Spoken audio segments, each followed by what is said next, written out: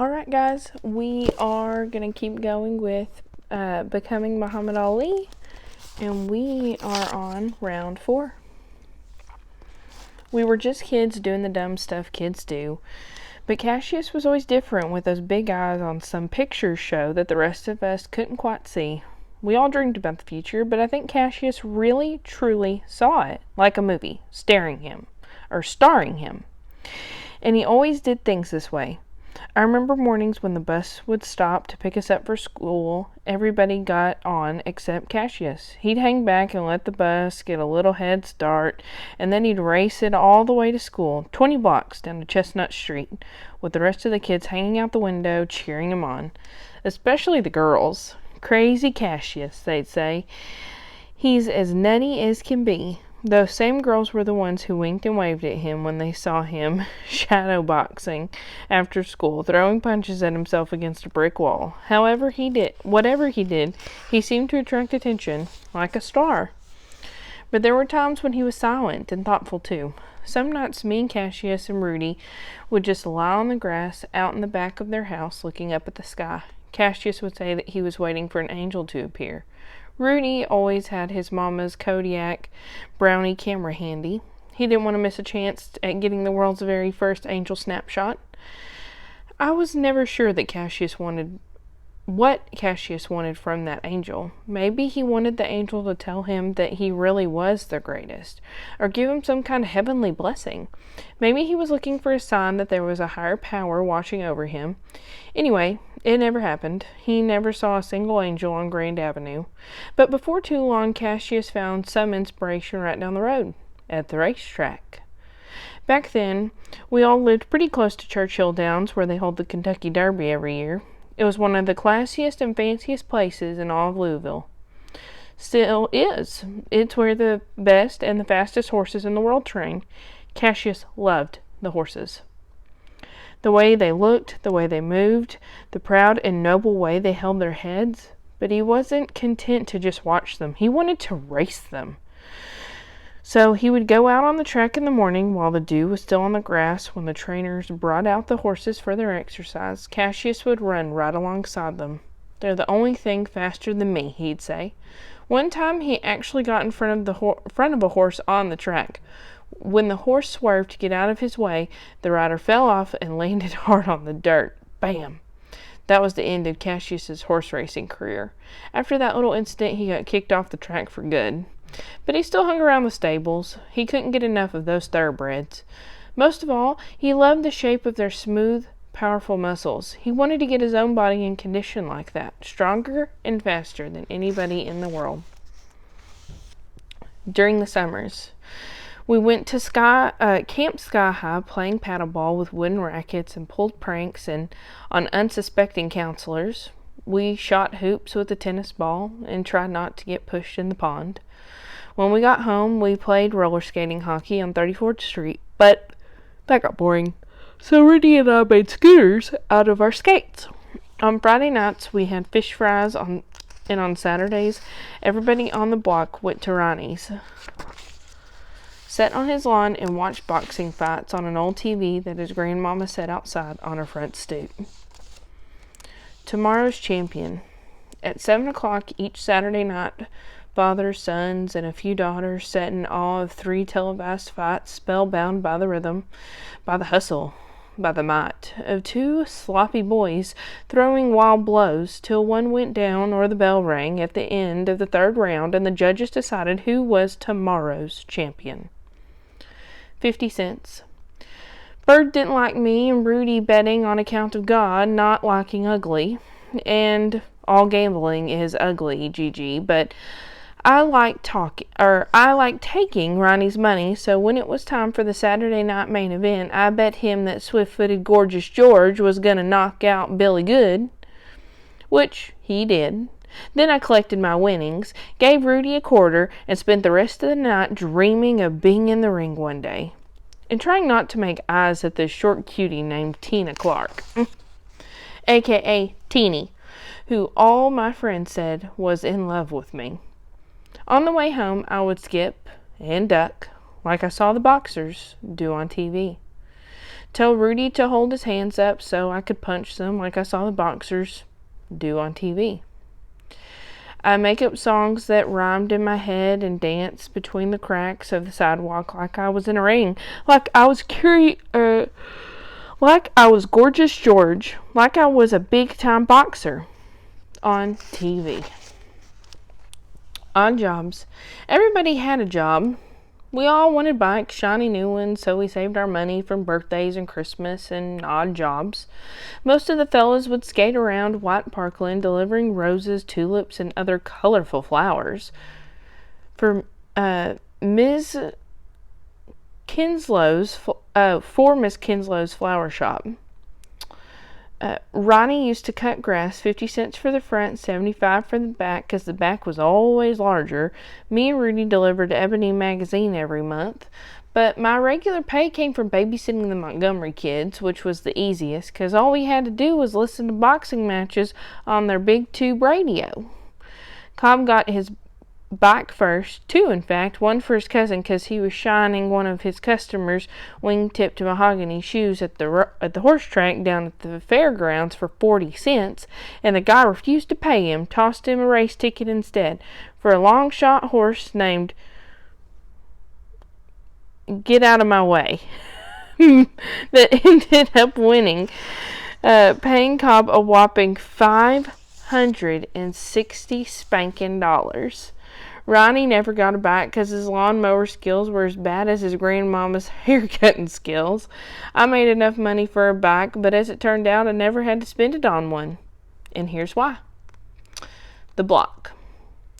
Ronnie and Lucky were shooting marbles on the curb. Jake and New Boy were singing Under the Boardwalk on the front porch. Rudy was across the street talking to a girl from the sidewalk because her daddy didn't let no boys in their yard.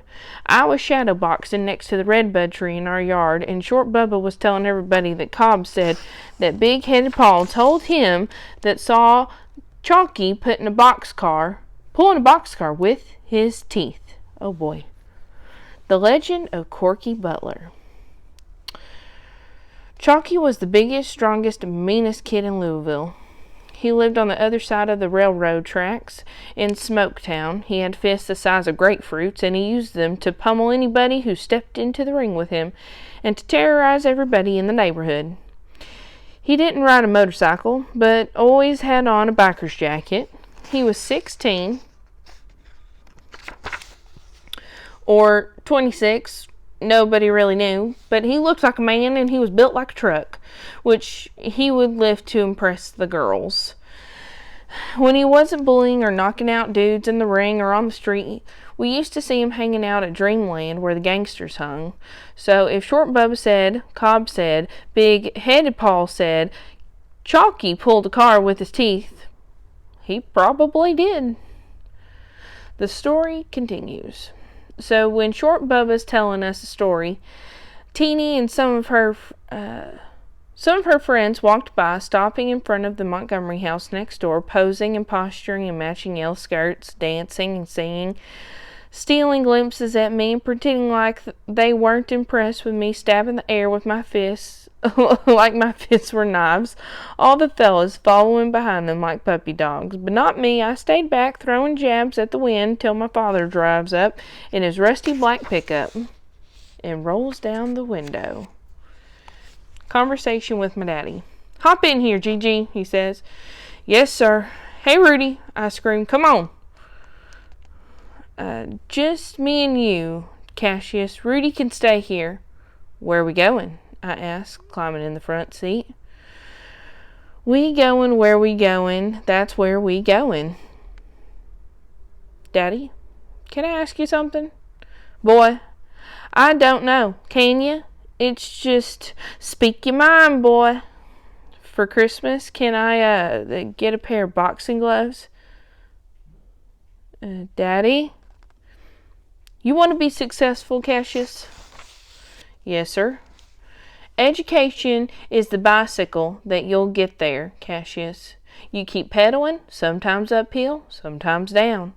Huh? I want to see you doing better in your schooling, not throwing punches at the wind. Just having fun, Daddy. 'Cause for every one that you see in that ring, 100 been knocked out of life. You gotta work on them grades. I know. Your great-granddaddy was a slave. Your granddaddy was in jail. And I ain't finished high school. You got the chance to be the first Clay to really do something. But if you include the white Cassius Clay that I was named after, he was a lawyer and a soldier. Granddaddy Herman told me that he was a hero who freed all the slaves. He didn't free all of them. What does that tell you? Maybe he wasn't a hero? Gigi, I want you to be the first of U.S. to go to college. Oh, I want you to be the first of us to go to college. Do something with yourself. School's not for me, Daddy. I'm not going to be a star. Just don't know how I'm going to shine yet. Education is the only way I know how to find your shine, son. You found yours. I would always draw since before I could walk.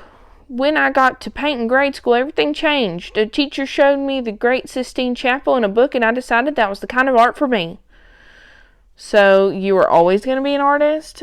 Until I ran up on Jim Crow, who said Negroes can't be artists. So I did the next best thing and did signs for pawnbrokers and preachers. All the Clays got natural talents. Your granddaddy, rest in peace, could have played big leagues, but they didn't allow no black players. I know. This world is white, Cassius, he says, pulling up in a church. This world is snow white. What are we doing here? We going to Bible study or something? Just come on, something I want to show you. Angels. We walk into the Clifton Street Baptist Church and sit in the third row of the pews like Sunday service is about to start. Only it's Tuesday, and the church is empty, except for me and him and a whole bunch of flying ladies wrapped in white sheets with green wings, holding flowers, painting on the ceiling. What you think of my latest masterpiece, Gigi? This is your Sistine Chapel, Daddy? Well, I ain't no Michelangelo, but it's decent work. It's the same as the picture from the Bible, right? Similar. I had my own style to it. It's real good, Daddy. But I got one question. Say it then. Where were all the black angels when they took the picture? When we pulled up in front of our pink house, all the neighborhood kids were still outside, joking and jumping rope and playing tug-of-war with the setting sun. I climb out of the blue-black truck, ready to finish sparring till nightfall when Daddy slams his door and hollers, "Get that tree and my painting stuff out of the back, Gigi." Early Christmas. Lying under the tarp that covers our Christmas tree, his vinyl primer, his lettering brushes, his lettering enamel, his cups and pencils, his erasers and rulers, his stencils, his crusty buckets, his brush cleaner, his chalk powder, his ocean blue glass paint, his burnt umber acrylic paint, his mineral oil, his wobbly old ladder, and my brand new fire engine red super jumbo jet speed racing Schwinn bicycle. All hail the king. Everybody stood at attention, eyes glued on me and my super bike like I was Commander Cassius and the leader of Louisville. I let Rudy ride first, but all he did was fall and scrape my brand new chrome. So I promised to teach him later. I let Ronnie take it for a quick spin, and then I hopped on, rode around the block 4 times, and had Cobb time me, since I was the only one of us with a watch. Since he was the only one of us with a watch. On my last lap, Teeny strolled over, her lips shooting me a smile big as the sky, her teeth white as clouds, and she took her keys off her purple rabbit foot keychain and hooked it to the spotlight clamp on my handlebars, and said, "For good luck, Gigi, so you don't fall." So I let her ride on the handlebars up and down the block twice, and I rode the night wind by myself, popping wheelies and showing off my smooth as butter fire engine royal red Schwinn bike with its shiny spotlight crowning the front. After school started back up in the fall, Teeny didn't come around as much, and when she did, her eyes didn't light up like stars no more. Which was okay with me, 'cause running with Rudy, getting tutoring with Miss Alberta, and cruising around town on my Schwinn, I didn't have time for much else. Mystery.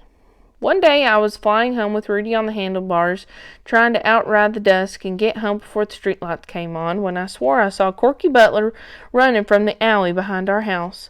The lights on my bike worked like the hot water in our tub. Sometimes. Today they didn't, so we hustled in the near dark, hoping that we would sneak in the back before Daddy stumbled through the front. Then, bam! We hit something, and Rudy and I went flying onto the gravel. I got up, bruised, inches from what was not a something, but a someone, lying stone cold dead on the gravel. We ran inside, both of us wondering to ourselves who the body belonged to, whether it was really dead, and neither of us saying a single word to each other or anyone else about it. Ever. And that's round 4.